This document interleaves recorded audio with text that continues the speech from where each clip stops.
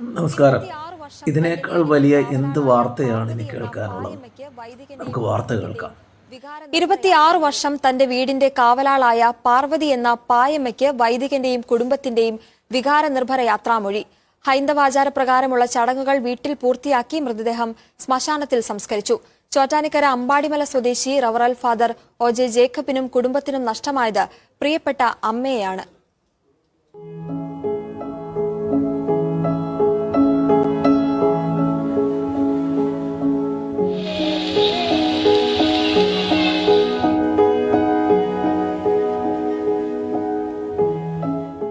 ഓണശ്ശേരിൽ വീടിന്റെ ഓർമ്മകളിൽ നിറയെ പായമ്മയാണ്.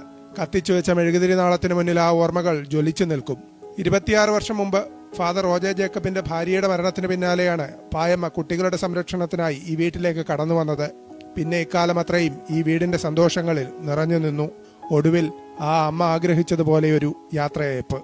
പായമ്മ തന്നെ പറയായിരുന്നു, ഇനി എവിടെ പോയാലും ഞാൻ ഇവിടെ നിന്നേ പോവുള്ളൂ, എനിക്ക് വേറെ എങ്ങോട്ടും ഞാൻ പോവില്ല, മരിച്ചിട്ടാണെങ്കിൽ ഇവിടുന്ന് മാറുള്ളൂ എന്ന് പറയായിരുന്നു. ഇന്ന രീതിയിൽ അടക്കണമെന്നോ അങ്ങനെയൊന്നും പായമ്മ പറഞ്ഞിട്ടില്ല. പക്ഷെ പായമ്മ അന്നേ ആ ഒരു ഇതിങ്ങനെ പറയുമല്ലോ, എൻ്റെ ദേവിയമ്മേ, ചോറ്റനിക്കരമ്മേ, ഇല്ലിക്കരിങ്ങാച്ചർ മുത്ര, എല്ലാ റിലീജിയനോടുള്ള ആ ഒരു റെസ്പെക്റ്റും ഇതും കാരണം നമ്മളും തിരിച്ച് അതുപോലെ ഒരു പായമ്മയുടെ ഒരു വിശ്വാസം നിലനിർത്തണമെന്ന് നല്ല ആഗ്രഹം ഉണ്ടായിരുന്നു. കോലഞ്ചേരി കോളേജിലെ ചരിത്ര വിഭാഗം വകുപ്പ് മേധാവിയായിരുന്നു ഫാദർ ഒ.ജെ. ജേക്കബ്. ഭിന്നശേഷിക്കാരിയായ മൂത്ത മകളെ പരിചരിച്ച 6 വയസ്സ് മാത്രം പ്രായമുണ്ടായിരുന്ന ഇളയ മകൾ മെറിന്റെ സംരക്ഷണം ഏറ്റെടുത്ത പായമ്മയെക്കുറിച്ച് പറയുമ്പോൾ ഫാദർ ജേക്കബിന്റെ കണ്ഠമിടറി. അവരുടെ മനസ്സിൽ കയറിപ്പോയി, അതായത് എൻ്റെ അമ്മയാണെന്നുള്ളത്, ഞാൻ അച്ഛൻ്റെ അമ്മയാണെന്നുള്ളത്. പായമ്മയുടെ സേവനങ്ങൾ എന്ന് പറഞ്ഞു കഴിഞ്ഞാൽ ഇത്ര ഒരു 100% സിൻസിയറായിട്ടുള്ള ഒരു ലേഡിയെ കണ്ടിട്ടില്ല. നമുക്ക് വിശ്വസിക്കാം. വല്ലാത്ത മെമ്മറി.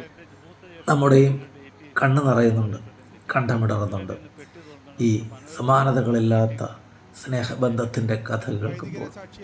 പ്രത്യേകിച്ചും ജാതികൾക്കും മതങ്ങൾക്കും സമുദായങ്ങൾക്കുമൊക്കെ ഇടയിൽപ്പെട്ട് ദൈവങ്ങൾക്ക് പരിക്കേൽക്കുന്ന ഈ കാലത്ത് സ്നേഹത്തിൻ്റെയും സമത്വത്തിൻ്റെയും സർവോപരി സഹോദരത്തിൻ്റെയും മഹിമ വിളിച്ചോതുന്ന ഈ ദിവസങ്ങളിൽ നല്ല വാർത്തകൾ ഇനിയും കേൾക്കട്ടെ. എല്ലാവർക്കും ഓണാശംസകൾ. നന്ദി.